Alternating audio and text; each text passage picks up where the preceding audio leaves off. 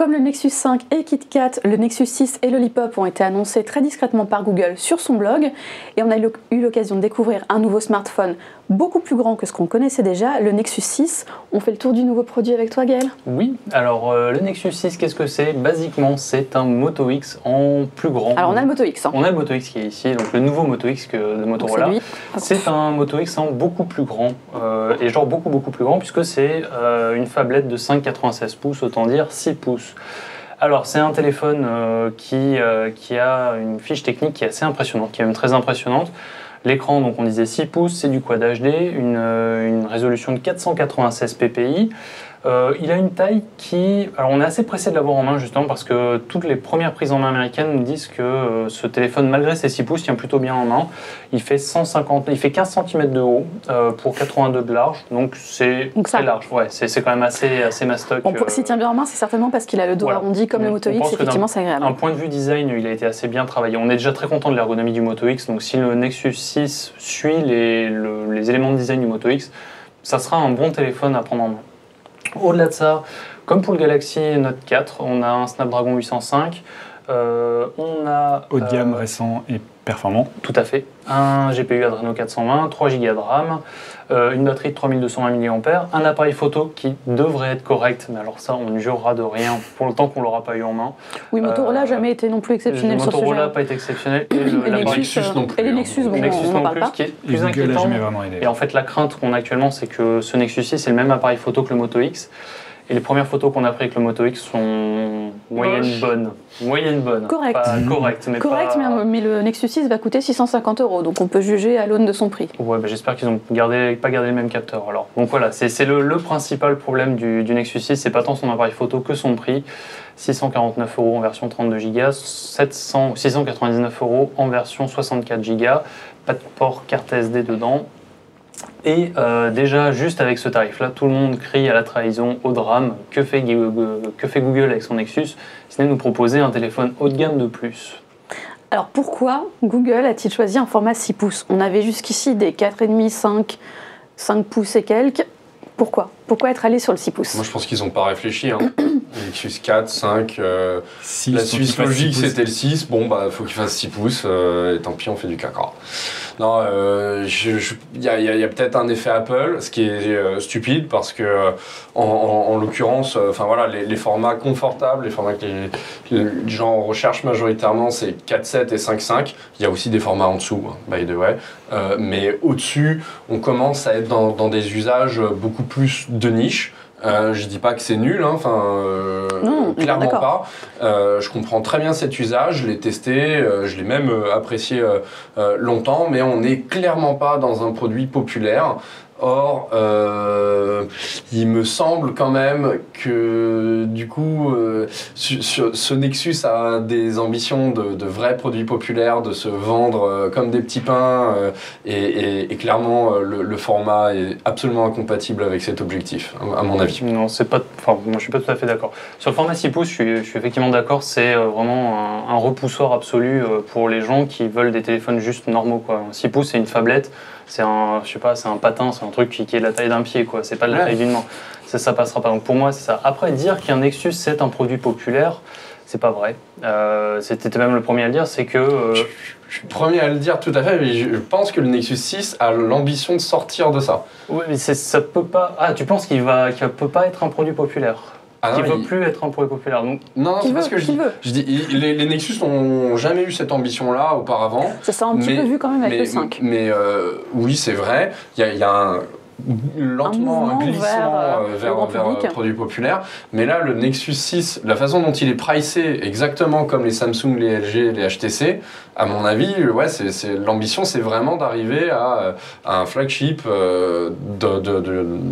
d'une vraie gamme commerciale, comme chez Apple, etc. Et je pense qu'il n'en a pas les moyens. Donc, quelque part, tu dis qu'ils ont monté le prix pour, quelque part, faire que la valeur perçue soit meilleure pour le consommateur. C'est cher, donc c'est bien, et d'ailleurs, c'est bien spéqué. Est-ce que c'est pas un peu trahir les valeurs du Nexus ? Ah bah complètement, hein. Le Nexus 5 c'était un téléphone qui plaisait aux geeks je pense, parce que c'était des performances extrêmement correctes pour un prix extrêmement correct, un bon rapport qualité-prix, facile à acheter sans se poser de questions, les mises à jour seront là, etc. C'était le téléphone qu'on pouvait acheter sans se poser de questions. Aujourd'hui le Nexus 6, c'est juste pas le cas. C'est pas un téléphone qu'on peut acheter sans se poser de questions. On le paye une question, c'est est-ce qu'on le paye trop cher. L'autre question, c'est est-ce que c'est un format que je vais aimer.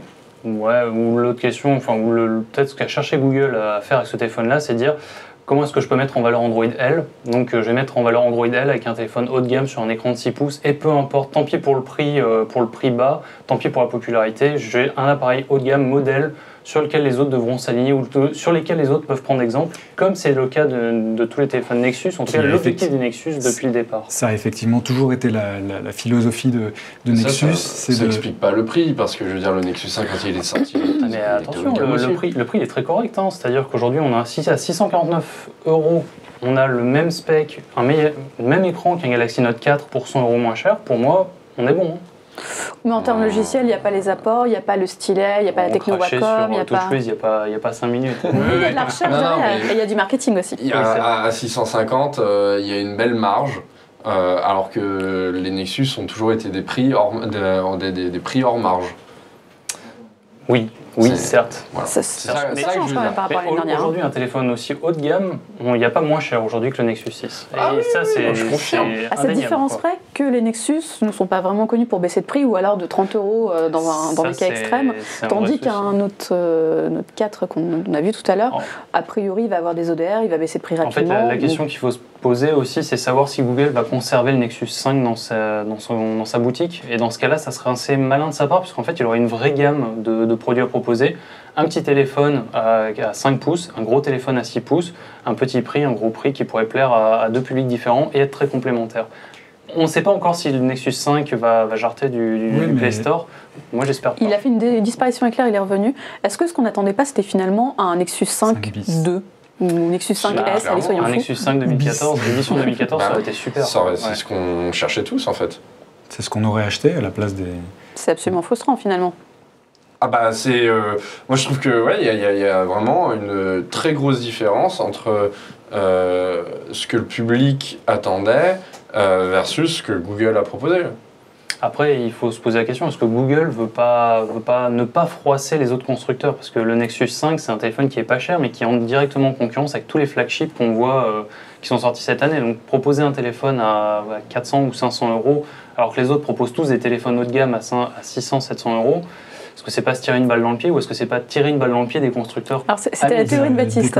Voilà, ma théorie c'était que Google finalement a revendu Motorola entre-temps, quand même, et quelque part, est-ce que ça aurait été bien joué de Google de positionner un téléphone qui viendrait casser les ventes du Moto X, ou expliquer à tout le monde que le Moto X il est un peu trop cher et qu'on peut avoir un téléphone mieux spéqué pour un prix similaire.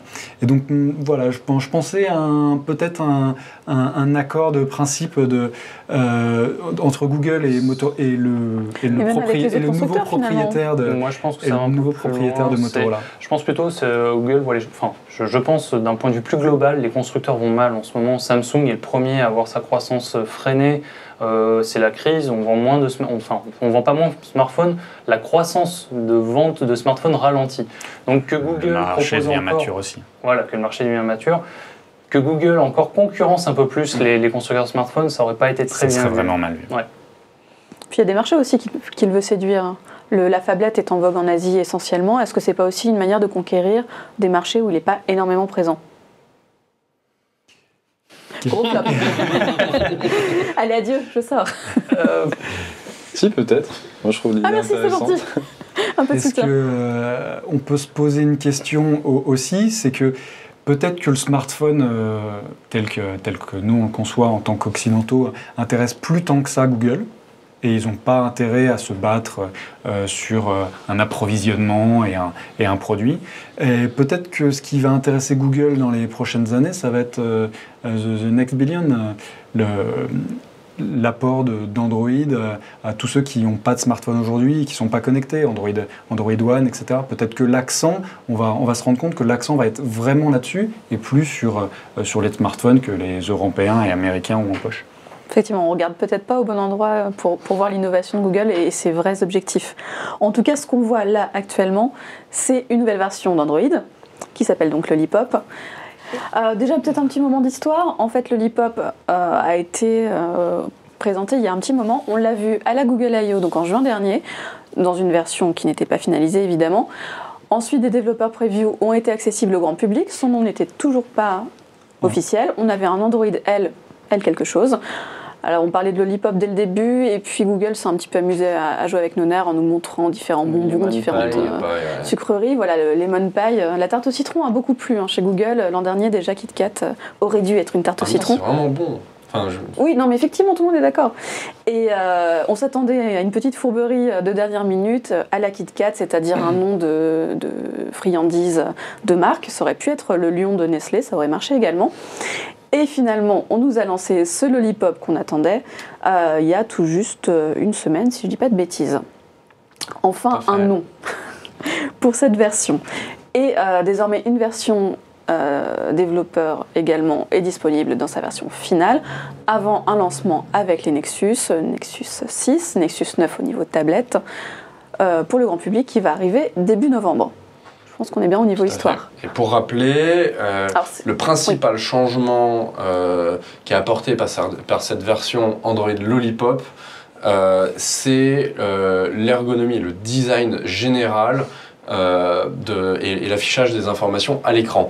On a ce qu'on appelle le material design, donc cette idée de rapprocher un petit peu plus l'affichage à l'écran de ce qu'on peut avoir dans l'univers, dans le monde physique, où chaque type d'objets différents et à une couche différente, de la même façon que j'ai un verre avec un sous-verre et une table. Sur les applications Android qui sont Material Design, on a cette même idée que chaque information qui a un statut, une nature différente va être sur une layer, une couche différente, et ces couches-là vont être animées. Donc quand on défile sur l'écran, certaines informations vont passer sous d'autres. Donc par exemple, si on prend un cas pratique, celui de l'affichage d'un contenu type article, on va avoir un titre, peut-être une photo de présentation et puis le texte brut de l'article. Chacune de ces informations-là doit être sur une couche différente et ces couches-là sont animées, assez bien animées, puisque les animations doivent respecter le critère de pouvoir être affichées à 60 images par seconde à l'écran, ce qui est quand même très cool.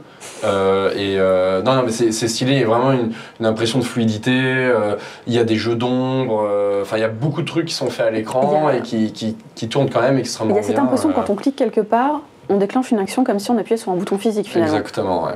C'est toute l'idée de Material Design. Vous savez comment je le résume bien. Bon, il y a d'autres choses quand même. Il n'y a pas que l'ergonomie, il y a des fonctionnalités qui sont là, qui ont été ajoutées. On a un petit peu testé ensemble ce qu'il y avait. Il y a notamment les sessions qu'on peut créer pour différents utilisateurs, ce qui est plutôt pas mal. Qui ne changent pas énormément par rapport à Android KitKat, elles sont juste plus accessibles. En fait, les sessions, les utilisateurs, avant, avoir plusieurs utilisateurs sur une tablette, ça existait, mais c'était galère. En fait, il fallait passer par 50 menus. Et ça n'était valable que pour les tablettes. Aujourd'hui, c'est valable pour les smartphones et surtout, c'est valable directement dans la barre de notification. Créer un nouvel utilisateur, ça prend 2 minutes montre en main. Passer d'un utilisateur à l'autre, ça prend 2 secondes, juste en 2 clics. Donc, c'est le genre de petites choses que les utilisateurs demandaient depuis très très longtemps, qui sont enfin intégrées à Lollipop et intégrées surtout de façon intelligente, quoi. Ça nous donne quand même un design assez flat, c'est le mot à la mode, mais effectivement là on en a une parfaite représentation. Il y a une nouvelle application au niveau de la messagerie également. Ah oui, on a pu la tester, mais alors on l'a testé sur la tablette. Du coup, il n'y avait pas la connexion cellulaire. Effectivement, c'est un peu compliqué d'envoyer des messages avec une tablette. Mais du coup, c'est la nouvelle application donc Messenger de Google qui sera l'application par défaut des SMS à la place d'Hangouts. Enfin. Enfin, ouais, voilà. Et du coup, là, par contre, on n'a que les SMS MMS, on tire une croix sur tout ce que Hangouts centralisé, que ce soit les messages instantanés Gmail ou même les appels vidéo et les appels audio. Donc du coup, on voit vraiment Material Design dans toute sa splendeur ici, mais malheureusement, en fait, on n'a pas pu vraiment envoyer de messages et en recevoir. Donc quand on l'a testé, on avait une petite liste de messages en brouillon et on pouvait voir donc, les conversations et la mise en forme était pas mal. Mais après, niveau fonctionnalité, on n'a pas pu vraiment tester parce qu'on n'a pas reçu de SMS et pas vraiment envoyé. Et on n'a pas pu voir à quoi ressemble une conversation. On était vraiment frustrés. C'était terrible. Bon, la frustration, justement, elle est là, mais alors pas au niveau des fonctionnalités d'une application, au niveau du design. Pod, vas-y, lâche-toi, c'est le moment. On a un petit peu expliqué en quoi consistait Material Design. Sur le papier, c'est vraiment top. Dans la pratique, c'est implémenté de façon assez catastrophique par Google. Sur la plupart de ces applications, il y a des problèmes graphiques qui sont certes de l'ordre du détail, mais qui laissent augurer de très très mauvais jours. Est-ce que je peux en montrer une ici qui serait représentative? Non, il aurait fallu qu'on prépare un petit peu ça, avoir un tableau avec par exemple toutes les action bars de toutes les applications Google pour voir que les boutons ne sont absolument jamais alignés, jamais de la même taille. Par exemple, on a les 3 petits points pour les menus secondaires qui sont tantôt ronds, tantôt carrés. Tantôt vertical, tantôt horizontaux, non, je sais pas quand. Pas à ce point? Non, pas à ce point quand même, mais voilà, il y a beaucoup d'inconsistances. La problématique, c'est la suivante. La dernière fois, Google a changé radicalement la façon dont on allait afficher l'information, la façon dont une application allait être construite graphiquement. Les développeurs et éditeurs d'applications ont mis longtemps à se mettre à jour et on s'est baladé des applications de type Android 1.x longtemps après l'arrivée de Holo. Et bon, il y a eu beaucoup voilà, il y a une certaine latence, il y a tout un écosystème à tirer vers la nouvelle façon d'afficher les applications. Et là, c'est quelque chose que Google ne voulait pas reproduire. Et c'est pour ça qu'il y a eu une développeur preview. C'était pour donner aux développeurs les outils pour que leurs applications soient prêtes le plus tôt possible et évidemment, idéalement, le jour de la sortie d'Android Lollipop. Le truc, c'est qu'effectivement, pour ça, il y a quand même besoin, il n'y a pas juste besoin d'écrire les guidelines et de fournir une développeur preview, il y a aussi besoin d'avoir des applications qui sont des moteurs, qui sont des locomotives. Des exemples. Des exemples, tout à fait. Des bons exemples et des bonnes pratiques. Des implémentations de Material Design, en disant, voilà, les guidelines, elles se matérialisent, attention, c'est un jeu de mots, de cette façon-là, et pas de telle autre façon, etc. Donc il faut que ce soit des choses qui soient complètement cohérentes avec les guidelines et qui ne sortent pas des guidelines. Parce que c'est toujours permis de sortir des guidelines, ce sont que des lignes de conduite. Quand on maîtrise les lignes de conduite, on peut se permettre de faire des trucs un peu originaux, etc. Mais là, c'était pas du tout le rôle de Google, c'était de faire des trucs exactement tout pareils pour qu'on ait des beaux exemples sur lesquels on s'appuie. Parce que Google n'a par le passé jamais su faire parce que Gmail et Google Plus sont radicalement différents, etc. etc. Et là, c'est encore la même rengaine. Voilà, il y a des inconsistances partout, des écarts qui sont pas les mêmes, des types de navigation qui sont assez différentes. L'application de Google I.O. est passée en Material Design avec des trucs complètement surprenants, où genre l'image de fond pour une session, c'était pas une layer différente du titre. Bref, voilà, moi, mon avis personnel, c'est qu'il y a beaucoup trop de ratés pour que les développeurs puissent suivre confortablement, sans se poser de questions et sans eux-mêmes faire de ratés. Et je pense qu'on va se trimballer les applications anciens modèles encore très longtemps et avoir des gens qui mettent leurs boutons pas dans l'ordre, etc., etc. Et des erreurs sur les applications qui seront passées sur le nouveau modèle. Ouais. Est-ce que c'est pas mieux que rien, non, quand même, d'avoir ces guidelines Non, franchement, d'abord, c'est pas... Il n'y a pas de rien. Oui. Est-ce que c'est mieux qu'avant ? Non, Google, ils ont toujours eu du mal à respecter leur propre concept d'ergonomie, à la fois de UI et de UX. Mais là, c'est pire, en fait. C'est pire qu'avant. Donc non, c'est pas mieux. Voilà, après c'est mon avis personnel, moi je suis assez frustré de ces trucs-là parce que à chaque fois qu'on a quelqu'un qui va venir, moi je voudrais développer mon application, faut qu'elle soit matériel design, etc. Bah, il va prendre exemple sur les applications de Google et puis à chaque fois on va lui dire ouais mais en fait dans les guidelines c'est écrit ça, ah ouais mais Google Plus ils font comme ça. Oui, ok, c'est vrai, mais en même temps, par contre, Newsstand, ils font comme ça, et puis Gmail, ils font encore autrement, et puis bah ouais, à un moment donné, il y a besoin, s'il y a une entreprise qui doit tout faire pareil et tout selon les règles, bah c'est Google.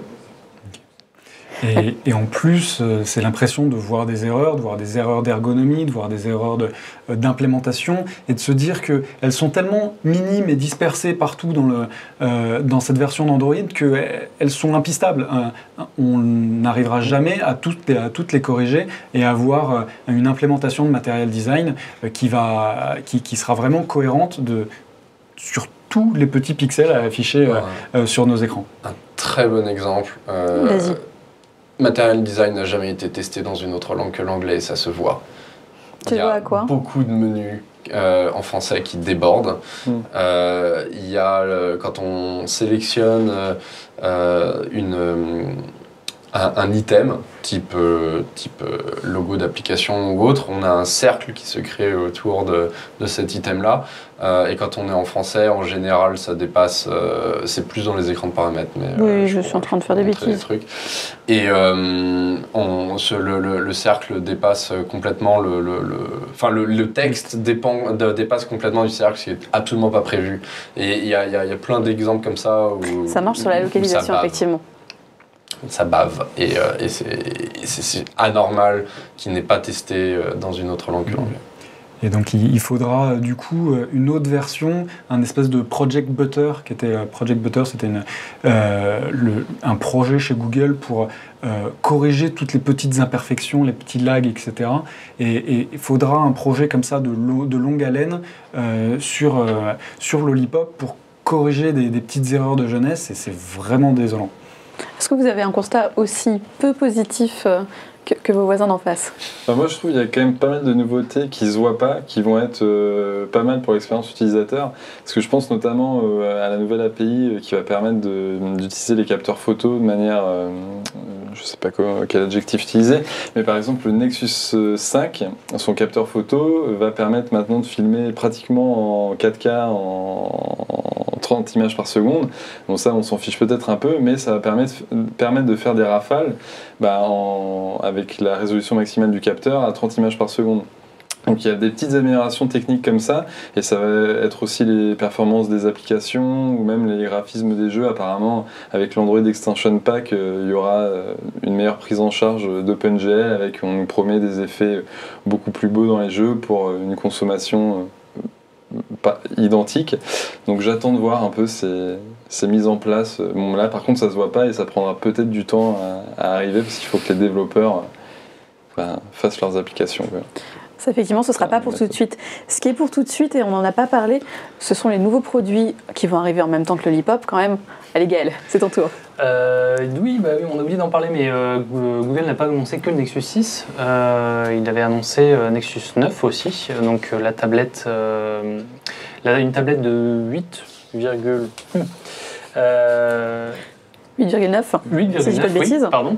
Fait par HTC. Fait par HTC. Alors elle n'est pas entièrement en métal, contrairement à ce qu'on a vu, il y a juste le tour qui est en métal. Ça s'annonce comme une très très belle tablette avec une grosse définition encore, et surtout un prix beaucoup plus abordable, puisque je crois qu'elle est à moins de 400 €, elle est à 399 avec du Tegra K1, donc en 64 bits. En 64 bits, donc l'une des premières est en 64 bits. Est-ce que Lollipop l'exploitera ? Ça, on ne sait pas. Est-ce qu'elle exploitera Lollipop parfaitement ? On ne sait pas encore. Ça s'annonce un produit vraiment solide et sympa. On le voit cette semaine d'ailleurs, je crois, si j'ai bien noté. Oui, il a bien noté. De toute façon, elle sort le 3 novembre. Et on aura également un Nexus Player. Et un Nexus Player, qui est une Android TV. On en parlait il y a quelques semaines déjà. C'est un croisement entre une Android TV et une console de jeu. Donc c'est un peu la même chose. C'est le galet qu'on voit là à l'écran. Voilà, le galet qu'on voit là, l'espèce de poil en fait, on dirait. Donc vous pouvez aller voir notre émission sur l'Android TV. Oui, on avait testé le preview. la modèle de développement. Tool. Voilà. La DT1, et aujourd'hui, il y a un produit commercial. Voilà, et c'est Asus qui est derrière cette petite console Android, en fait, qui n'a pas eu un succès très très retentissant lors de son annonce. Non, c'est effectivement Nexus 6 qui a le plus fait parler de lui, et la tablette, effectivement, qui est en soi assez intéressante. Elle a l'air extrêmement performante. Voilà ce qu'on pouvait dire en tout cas du Nexus 6, de Lollipop et des produits qui entourent cette nouvelle version d'Android. Ça fait beaucoup de choses qu'on attend finalement puisque rien n'est sorti en réalité et tout arrive en même temps sur le marché d'ici le début du mois de novembre. On aura beaucoup de choses à voir et beaucoup d'évolutions du côté d'Android Lollipop dans les mois à venir. On espère que les défauts d'ergonomie repérés jusqu'ici vont être corrigés très rapidement.